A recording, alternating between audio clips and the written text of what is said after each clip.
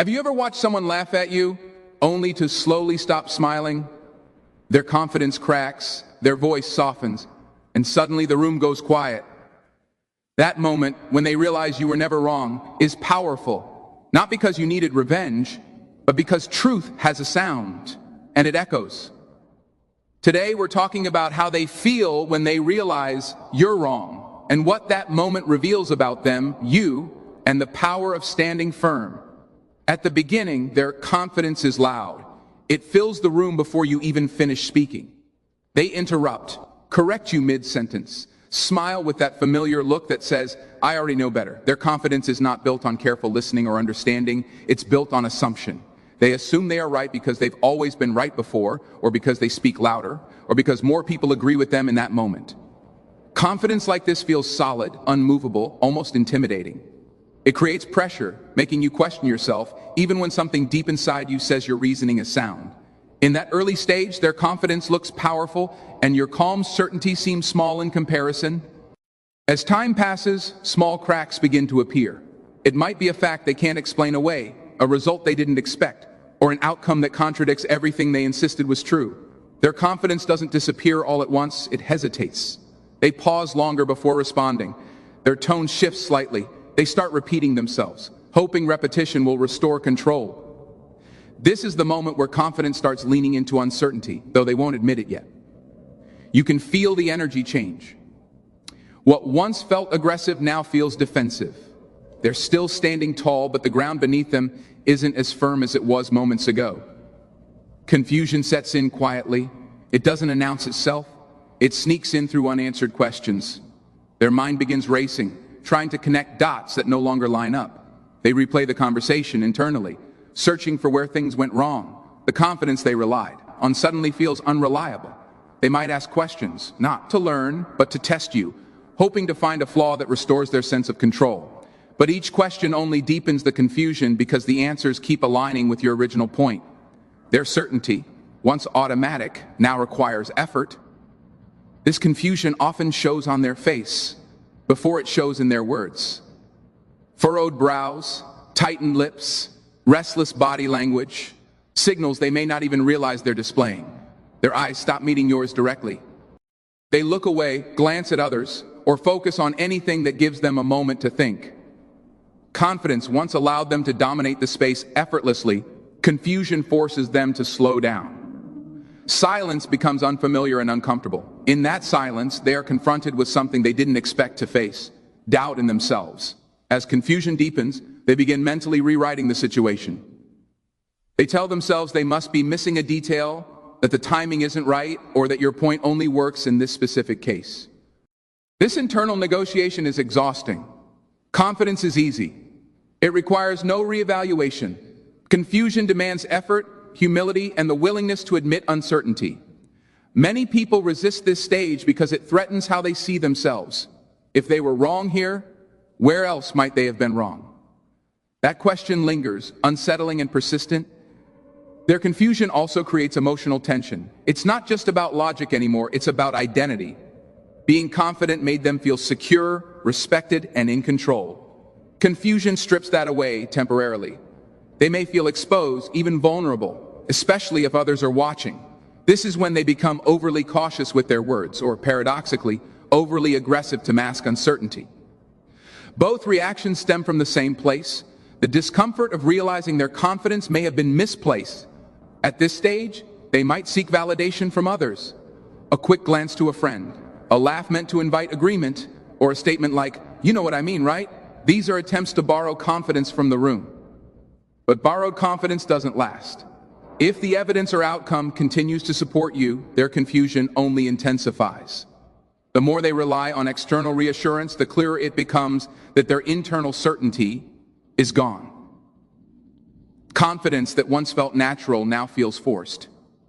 Eventually, confusion becomes undeniable.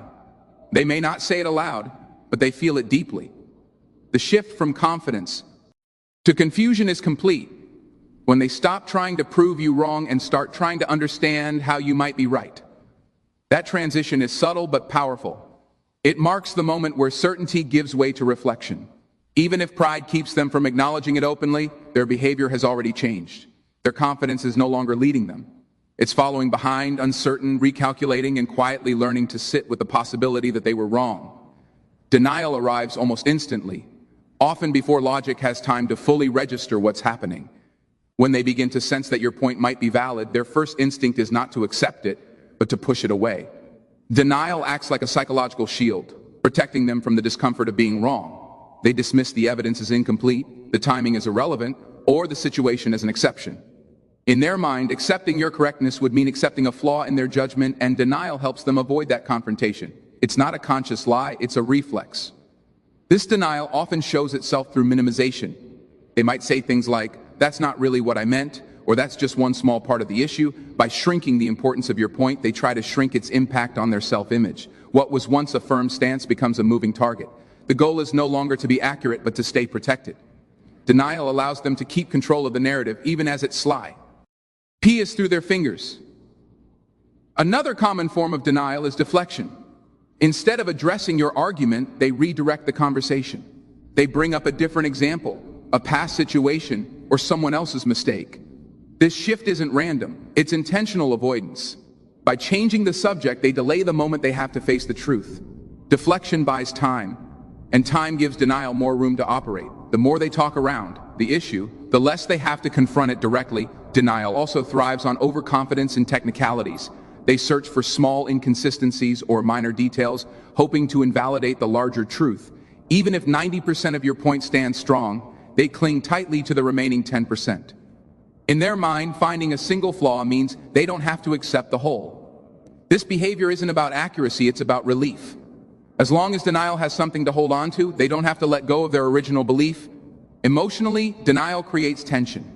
They feel it in their body, tight shoulders, shallow breathing, restless movements. Their tone may become sharper or overly casual depending on their personality. Some deny aggressively, raising their voice or doubling down. Others deny passively, smiling, joking, or pretending the issue isn't serious. Both reactions serve the same purpose, avoiding vulnerability. Accepting you might be right would require them to lower their guard, and denial keeps it firmly in place. Denial is also reinforced by fear. Fear of judgment, fear of embarrassment, fear of losing authority. If others are watching, the pressure intensifies. They may worry that admitting they were wrong will weaken their position or change how people see them. In that moment, denial feels safer than honesty. It offers the illusion of strength, even though it's built on avoidance. The presence of an audience often deepens denial, making it more stubborn and resistant. Over time, denial becomes exhausting. Maintaining a false certainty requires constant mental effort. They must keep track of contradictions, justify shifting explanations, and resist new information that threatens their position. This mental strain often leads to frustration. They may grow irritable or impatient, not because of you, but because denial is failing to provide the comfort it once did. The truth keeps resurfacing, persistent and unyielding, making denial harder to sustain. Eventually, denial starts to crack. It doesn't collapse all at once. It weakens in quiet moments, after the conversation ends, when they're alone with their thoughts. Without the pressure to perform confidence, reality becomes harder to ignore. They replay your words, reconsider the evidence, and feel the weight of what they avoided earlier. Denial may still linger, but it no longer feels convincing. It has served its purpose as a defense, but it cannot fully silence the truth that has already begun to take root. When the realization begins to set, the ego reacts before reason does. Ego is deeply tied to identity.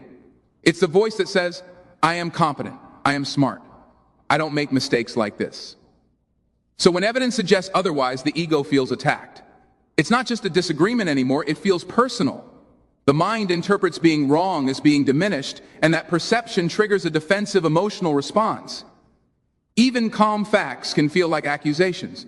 This is why their reaction may seem disproportionate to the situation, because the ego believes its status is on the line. At first, the ego responds with resistance. They may insist on their authority, experience, or past success as proof that they couldn't possibly be wrong now. Statements like, "I've been doing this for years," or "Trust me, I know how this works," are attempts to reassert dominance. These claims aren't meant to clarify the issue, they're meant to restore self-image. The ego wants to be seen as reliable and superior, and when that image cracks, it scrambles to repair it using reputation instead of reasoning. As the pressure builds, the ego often shifts from defense to comparison. They measure themselves against you, trying to reclaim a sense of superiority. They may highlight your perceived flaws, question your credibility, or subtly undermine your confidence. This isn't about you, it's about balance. If they can lower you in their mind, they can feel taller again. The ego prefers distortion over humility because distortion, PR, serves comfort. In that moment, admitting you're right feels more threatening than reshaping reality. The emotional impact of an ego hit is intense. It can trigger embarrassment, anger, or even shame, depending on how strongly they identify with being right. Embarrassment arises when they sense others might notice their mistake. Anger appears when the ego feels cornered. Shame surfaces when the realization touches deeper insecurities about self-worth. These emotions may not be expressed openly, but they influence tone, posture, and behavior. A clenched jaw, crossed arms, or sudden silence often speaks louder than words. An ego under threat also distorts perception. They may misinterpret neutral comments as attacks or assume intentions that aren't there. Your calm explanation might be seen as condescension. Your silence might be interpreted as judgment. This hypersensitivity comes from a fragile internal state. When the ego is wounded, it becomes hyper-alert, scanning for danger even where none exists. This is why conversations can suddenly feel tense, even if nothing outwardly hostile is happening. To cope, the ego may seek validation elsewhere. They might turn to others for reassurance, recounting the situation in a way that paints them in a better light. The story changes slightly. Details are omitted, intentions reframed. This selective retelling allows the ego to feel intact again. If others agree or sympathize, it temporarily soothes the injury. However, this relief is shallow because it relies on external approval rather than internal acceptance. Over time, the ego begins to face a choice: continue protecting itself or adapt. Protection keeps them stuck, repeating patterns of denial and defensiveness. Adaptation, however, requires humility. It means accepting that being wrong doesn't erase intelligence or worth. For some, this realization becomes a turning point. They begin to see mistakes as part of growth rather than proof of failure. For others, the ego remains rigid, clinging to pride even at the cost of learning. The depth of the ego's reaction often reflects how much of their identity was invested in being right. When correctness becomes a measure of self-worth, mistakes feel catastrophic. The realization that you were right forces them to confront this imbalance. Whether they respond with growth or resistance depends on their willingness to separate who they are from what they believed. In that moment, the ego is no longer in control. It is being tested, exposed, and reshaped under pressure. Respect does not arrive with applause or public acknowledgement. It grows silently, often in ways that are easy to miss if you're not paying attention. After they realize you were right, something subtle shifts in how they see you. The same person who once dismissed your words now replays them internally. They may not admit it out loud, but your calm persistence begins to stand out. Respect forms, not because you proved them wrong, aggressive. Why? But because you did so without needing validation. That restraint leaves an impression deeper than any argument could. Their behavior begins to change in small, almost unnoticeable ways. They listen longer before responding. Interruptions become less frequent. Questions sound more genuine than confrontational. These shifts signal internal recalibration. They are no longer engaging with you as someone to correct, but as someone worth considering. Respect grows in these moments of pause where they weigh your words instead of dismissing them. Even silence between exchanges feels different, less dismissive, more attentive. This respect is rooted in contrast. They compare how you handled being doubted with how they handled being challenged. Your composure highlights their earlier defensiveness. You didn't rush to prove superiority or demand acknowledgement. You let truth unfold naturally. That patience communicates confidence. People instinctively respect those who don't need to announce their strength. Your consistency under pressure becomes a quiet lesson in self-assurance, one they may not consciously articulate but deeply register. As respect grows, they begin to observe you more closely. They notice how you speak, when you choose to speak, and when you choose not to. Your restraint becomes meaningful. They start recognizing patterns, how you rely on substance rather than volume, how you stay grounded even when misunderstood. This observation isn't admiration yet, but it's attention, and attention is the foundation of respect. They are learning to take you seriously. Respect also reshapes how they involve you in future interactions. They may seek your input earlier, ask for your opinion more directly, or reference something you said before. These gestures signal acknowledgement without requiring an explicit apology. It's their way of saying, I see you now. The shift isn't dramatic, but it's consistent. Your voice carries more weight because it has earned credibility through experience, not force. Internally, respect challenges their previous assumptions about you. They may realize they underestimated your insight or misjudged your understanding. This realization can be uncomfortable, but it also opens space for growth. Respect often emerges when expectations are overturned. By being right without being arrogant, you disrupt their mental framework. They begin to see you as someone capable of depth and foresight, not just participation. This growing respect can coexist with pride. They may still struggle to fully admit their mistake, but that doesn't prevent respect from forming. In fact, respect often arrives before apology. It shows up in changed behavior rather than changed words. They may never explicitly say you were right, but they treat you differently. Their tone softens, their body language relaxes, their defensiveness fades. These shifts speak louder than any verbal acknowledgement. Over time, respect becomes integrated into how they perceive you. It no longer depends on the original disagreement. It becomes part of your reputation in their mind. You are someone who stands firm without hostility, someone whose correctness doesn't need to be announced. That reputation lingers. Even in new situations, the memory of how you handled being right influences how they approach you. Respect, once grown quietly, has a way of saying, "I'm rooted." Guilt does not appear immediately. It waits until the noise settles, until the certainty fades and the realization becomes undeniable. When they recognize that you were right, their mind often returns to the way they treated you before that realization. Words spoken too sharply, dismissive laughter, impatience, or condescension begin to replay. Guilt surfaces not because they were wrong, but because of how confidently they acted while being wrong. That awareness creates discomfort, a quiet heaviness that sits beneath their thoughts. This guilt is closely tied to memory. Moments they barely noticed at the time now feel significant. A sarcastic comment they made in passing feels louder in hindsight. An interruption that once felt justified now feels unnecessary.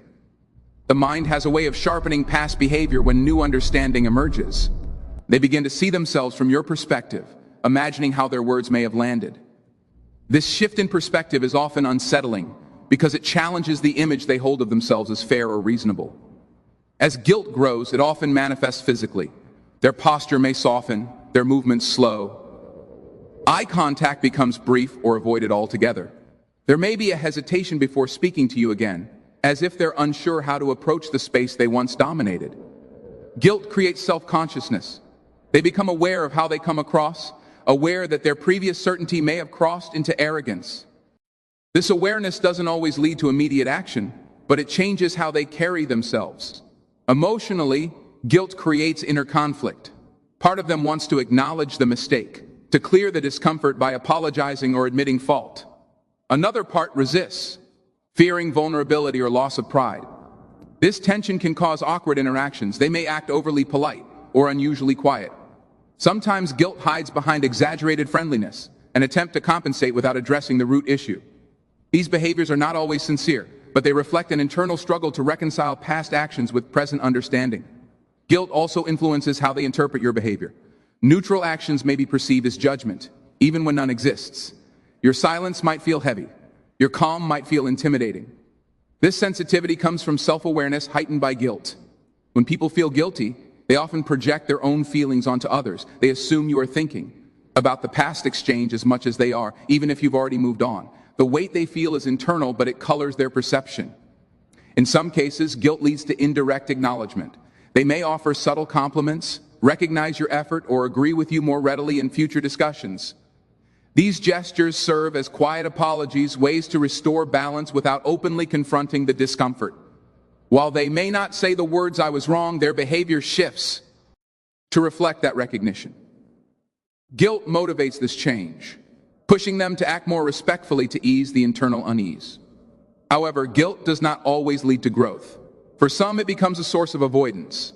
They may distance themselves from you, limiting interaction to escape the reminder of their mistake. Avoidance feels easier than accountability. Every interaction becomes a mirror reflecting their earlier behavior, and stepping away feels like relief. This response doesn't resolve guilt, it merely suppresses it. Still, the underlying awareness remains. The presence of guilt marks an important psychological shift. It means they have moved beyond denial and ego defense into self-reflection. Even if they never express it openly, guilt signifies recognition, not just of your correctness, but of their own missteps. That recognition alters future behavior, shaping how they approach disagreement, authority, and communication. Guilt, once surfaced, quietly influences the way they engage, reminding them of a moment where certainty gave way to humility. When guilt becomes uncomfortable and denial no longer holds, justification steps in as a coping mechanism. At this stage, they are no longer fully arguing that you're wrong. Instead, they begin explaining why they weren't completely wrong. Justification allows them to soften the blow to their self-image without fully accepting responsibility. They start reframing the situation, emphasizing intentions over outcomes. State me. NTS, like I was technically right at the time, or based on what we knew then, my response made sense, begin to surface. This isn't about clarity, it's about preserving dignity. Justification works by reshaping context. They zoom in on circumstances that favor their perspective while quietly ignoring those that don't. Timing becomes their ally. They argue that conditions have changed, information evolved, or variables shifted. By doing this, they separate the present truth from their past certainty. The realization that you were right is acknowledged indirectly, but only after it has been wrapped in layers of explanation. This mental restructuring allows them to feel reasonable instead of mistaken. Language becomes a key tool in justification. Notice how definitive statements turn into conditional ones. You were right becomes you happen to be right in this case. Certainty is diluted through phrasing. They emphasize nuance, not to deepen understanding, but to blur accountability. The more complex they make the explanation, the harder it becomes to pinpoint where they went wrong. Complexity becomes camouflage, hiding a simple truth beneath intellectual noise. Emotionally, justification brings temporary relief. It calms the discomfort caused by guilt and ego injury. By telling themselves a story where their actions were understandable, even logical, they regain a sense of control. This relief, however, is fragile. It depends on continuous reinforcement. If the situation surfaces or someone else challenges their narrative, the discomfort returns. Justification doesn't heal the wound, it merely covers it. Justification also reveals fear. Fear of judgment, loss of credibility, or appearing inconsistent. Admitting they were wrong feels risky, especially if their role or identity is tied to authority. Justification offers a compromise, acknowledge reality without fully surrendering status. It's a psychological negotiation between honesty and self-preservation. In their mind, it feels like balance. In reality, it's avoidance dressed as explanation. This behavior often extends beyond the original situation. They may bring it up later, unprompted, revisiting the scenario to reinforce their revised version of events. Each retelling becomes more refined, more favorable. Over time, they may genuinely believe this edited narrative. Memory is flexible, and justification reshapes it. What began as a defense slowly becomes their truth, not because it's accurate, but because it's emotionally sustainable. Justification also affects how they engage with you moving forward. They may agree with you more often, but with caveats. Praise is paired with qualifiers.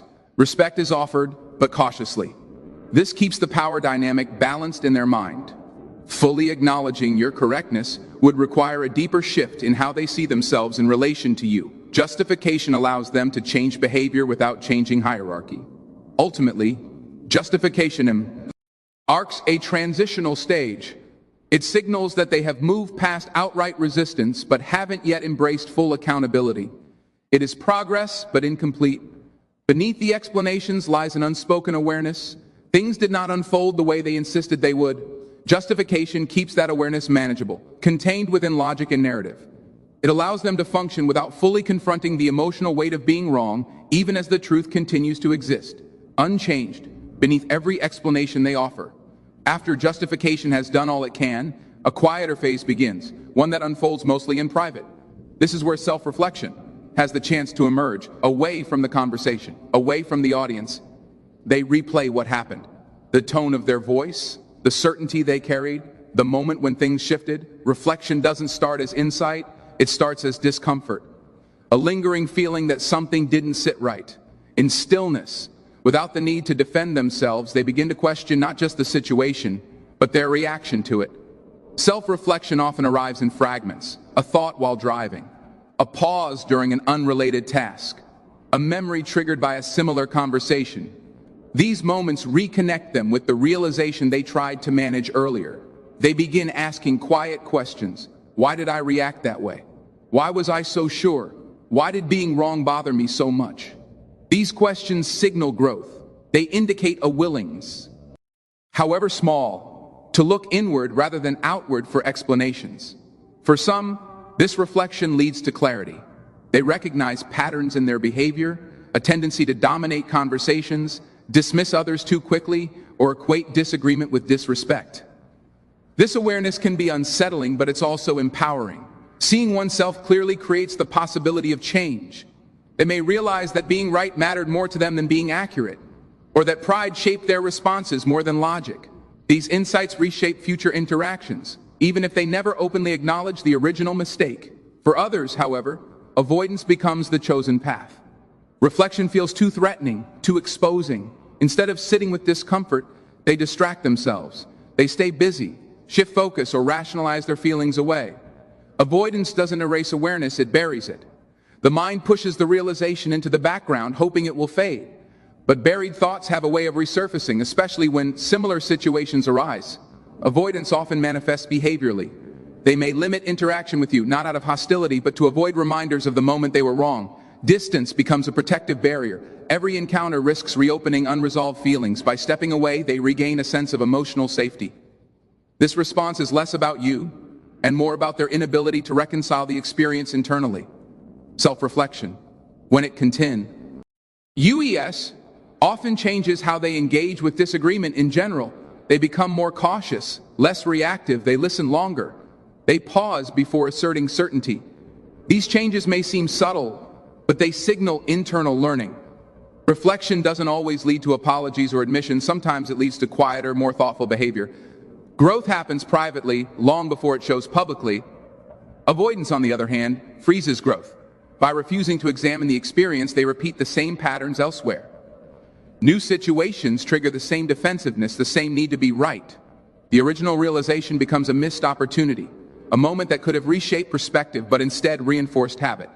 Avoidance preserves comfort, but at the cost of insight. Whether they choose reflection or avoidance often depends on emotional maturity and self-awareness. Reflection requires courage, the courage to admit imperfection without collapsing self-worth. Avoidance offers immediate relief but long-term stagnation. The moment they realized you were right becomes a fork in the road. One path leads inward toward understanding and growth. The other leads away towards silence and distance. Both are responses to the same realization, but only one transforms it into something meaningful. When everything has been said and defended, when explanations thin out and reactions settle, what remains most striking is your silence. Not the awkward kind, but the composed, deliberate silence that follows certainty. You don't rush to remind them. You don't press for acknowledgement. That restraint speaks volumes. In a world where people compete to be heard, your choice not to speak becomes powerful. It signals that you don't need validation, and that confidence doesn't require an audience. Your silence contrasts sharply with their earlier noise. Where there was once interruption, justification, or deflection, there is now space. That space forces reflection. Without your words filling it, they are left with their own thoughts. Silence removes distractions and exposes reality. It allows the truth to stand on its own. The absence of commentary becomes a mirror, reflecting the situation back to them without distortion. Silence also communicates emotional company. It shows that you are not driven by the need to win or dominate. You are not reacting. You are grounded. This composure unsettles those who expect confrontation or triumph. They may wonder why you aren't celebrating being right, why you aren't pressing the point. The answer lies in confidence. When you trust your position, you don't need to reinforce it. Silence becomes evidence of inner stability. There's also dignity in silence. It protects both sides from unnecessary embarrassment. By not saying "I told you so," you allow them to retain some sense of self-respect. This restraint often deepens the respect they already feel. They recognize, consciously or not, that you could assert superiority but choose not to. That choice reframes power. It shifts from dominance to presence. Silence becomes an act of strength, not passivity. Your silence gives them room to approach you differently. Without pressure, they may feel safer acknowledging the truth internally or even externally. Silence removes the threat of humiliation. It invites voluntary recognition rather than forced admission. In this way, your restraint becomes an opening, not a wall. It allows the relationship, or at least the interaction, to evolve without resentment. Internally, silence affirms your own clarity. You don't need to replay the moment or seek closure through words. You understand what happened. That understanding brings peace. Silence becomes self-respect in action. It marks the boundary between company, confidence, and ego. You don't confuse being right with needing to be seen as right. That distinction keeps you grounded. Others observing the interaction often notice this silence more than any argument. They see how you carry yourself afterward, calm, unchanged, unaffected. That steadiness leaves an impression. It communicates that your correctness was never about proving someone else wrong. It was about alignment with truth. Observers learn from this without a lesson being spoken. In the end, silence allows the moment to settle naturally. Truth doesn't need reinforcement. It doesn't require repetition. It simply exists. By stepping back, you let the realization do its work on its own time. Your silence becomes the final statement. Not loud, not dramatic, but undeniable. When they realize you were wrong, it isn't just a moment, it's a process. Confidence fades, denial rises, ego reacts, guilt settles in, and explanations follow. Some will reflect, others will avoid. But one truth remains unchanged. Reality speaks louder than opinion. You don't need to argue harder, you don't need to prove yourself repeatedly, and you don't need to demand recognition. Your patience, your consistency, and your silence become the evidence. Being right is not about victory, it's about integrity. It's about standing firm without becoming bitter and remaining calm without becoming small. Because in the end, the strongest position isn't the one that speaks the loudest, it's the one that stands Haken. When the truth finally arrives,